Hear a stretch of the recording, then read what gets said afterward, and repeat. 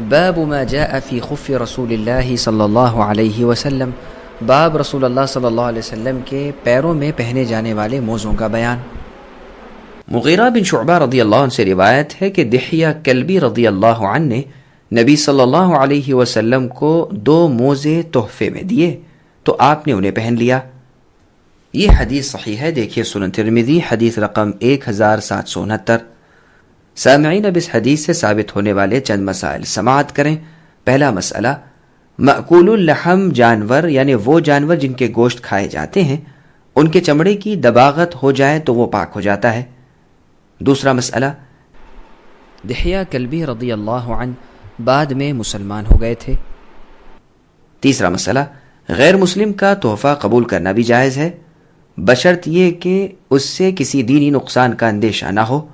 چوتھا مسئلہ، راوی کا قول کہ نبی صلی اللہ علیہ وسلم نہیں جانتے تھے کہ یہ موزے پاک ہیں یا نہیں، اس کا مطلب یہ ہے کہ آپ یہ نہیں جانتے تھے کہ جس چمڑے سے یہ موزے بنے ہوئے ہیں وہ ذبح کیے ہوئے جانور کا چمڑا تھا یا نہیں۔